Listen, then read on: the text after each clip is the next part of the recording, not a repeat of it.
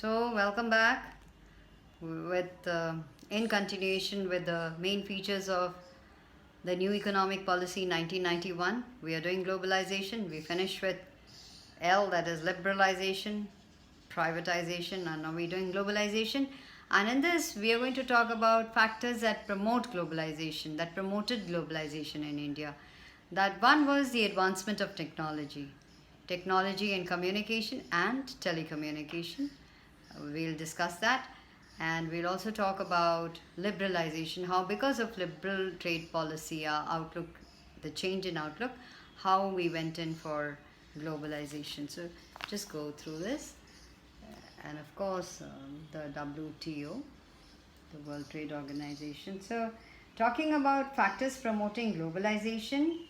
Okay, so what is globalization? It indicates the opening of the domestic economy to the rest of the world.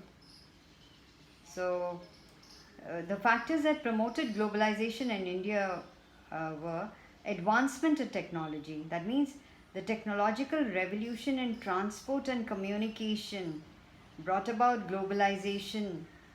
For example, the world has witnessed a major improvement in transportation technology. Now goods can be transported throughout the world in a short period of time and at a lower cost. So that was seen. Okay, and yeah. So, and another thing is development of telecommunications, say computers, internet. Well, this gave a big boost to the process of globalization. Because of these modern facilities, it's very easy to access information instantly, and one can communicate from the remotest of areas, and one can communicate at very little, at negligible, hardly any cost. And of course, liberalization, the new economic policy, liberalization of foreign trade and foreign investment that we adopted. So barriers on foreign trade and foreign investment were removed. So we'll be talking about those also. And of course, globalization would not have been possible without liberalization.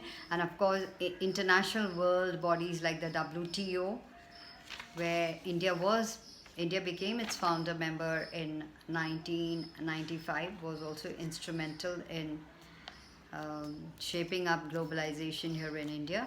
And we're going to talk about, again, in this itself, what were the strategies that promoted globalization. So in this, you will find that, you know what, so some policy strategies we can talk about, or you can understand from here, that increase in equity limit of foreign investment.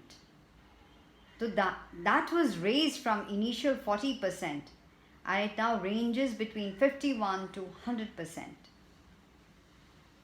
So export trading houses have also been allowed foreign capital investment up to 100%. And of course, we do have something known as the Foreign Exchange Management Act. We have to go according to those guidelines. And then the second thing was, which you notice, is partial convertibility.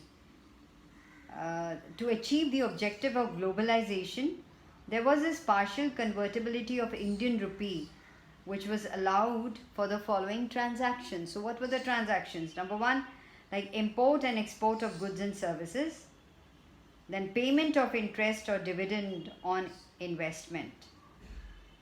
So Indian rupee was allowed for these transactions, and also remittances to meet family expenses.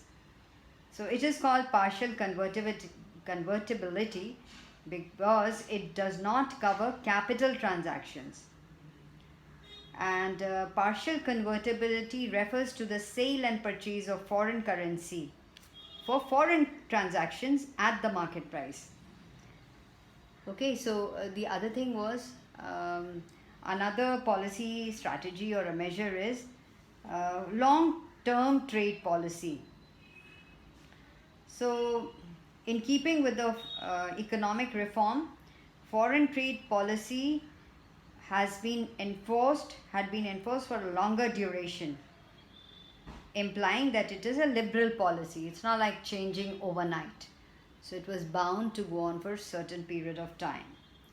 So under this policy, all restrictions and controls on foreign trade has been removed. Open competition has been encouraged. And just leaving aside some specific goods, most goods are traded free of restrictions. Another thing which we find is reduction in tariffs. So in order to encourage competitiveness, it was found that tariff barriers have been withdrawn on most goods traded between India and rest of the world. So there was something known as tariff barriers, which are barriers on imports through high import duty. And of course we have also what is known as non-tariff barriers. So what are non-tariff barriers? They generally refer to the non-tariff barriers. They refer to quota barriers, which implies that how much quantity can you import. That means restriction on imports in terms of quantity. So all this was removed, and there were withdrawal of quantitative restrictions too. That means all import items have been, restrictions have been withdrawn.